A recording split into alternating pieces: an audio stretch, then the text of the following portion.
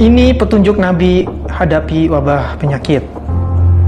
Penyakit menular memang kerap menggemparkan, apalagi ketika wabah tersebut bisa menyebar dengan cepat dan mematikan. Wabah penyakit yang demikian tak hanya terjadi pada masa sekarang. Wabah atau penyakit menular sudah dikenal bahkan pada zaman Nabi Muhammad SAW. Pada masa itu, wabah yang cukup dikenal adalah pes dan lepra. Apa yang diperintahkan Nabi ketika itu? Nabi melarang umatnya untuk memasuki daerah yang terkena wabah, apakah itu pes, lepra, maupun penyakit menular lainnya. Beliau bersabda, "Jika kalian mendengar tentang wabah-wabah di suatu negeri, maka janganlah kalian memasukinya. Tetapi jika terjadi wabah di tempat kalian berada, maka janganlah kalian meninggalkan tempat itu." Hadis riwayat Bukhari dan Muslim.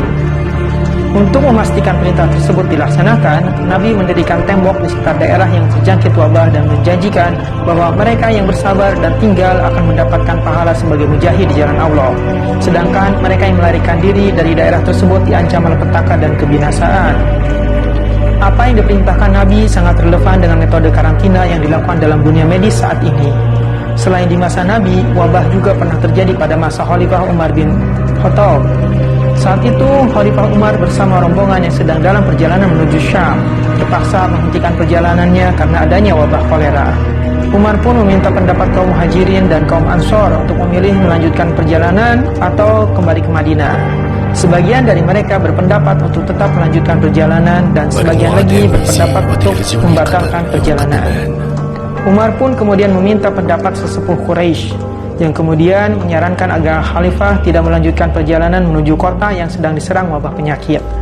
"Menurut kami, engkau beserta orang-orang yang bersamamu sebaiknya kembali ke Madinah dan janganlah engkau bawa mereka ke tempat yang terjangkit penyakit itu," ujar sesepuh Quraisy. Namun di antara rombongan, Abu Ubaidah bin Jarrah masih menyaksikan keputusan khalifah.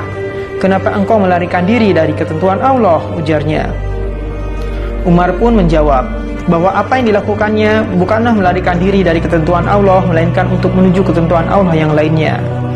Keputusan untuk tidak melanjutkan perjalanan pun semakin yakin saat mendapatkan informasi dari Abdurrahman bin Auf bahwa suatu ketika Rasulullah melarang seseorang untuk memasuki suatu wilayah yang sudah terkena wabah penyakit. Begitupun masyarakat yang terkena wabah tersebut untuk tidak meninggalkan atau keluar dari wilayahnya. Ini merupakan cara mengisolasi agar wabah penyakit tersebut tidak menular ke daerah lain. Ini merupakan cara mengisolasi agar wabah penyakit tersebut tidak menular ke daerah lain. Sejarah mencatat negeri Syam sekitar tahun 18 Hijriah diterjang wabah Quraisy. Wabah tersebut menelan korban jiwa sebanyak 25.000 kaum muslimin.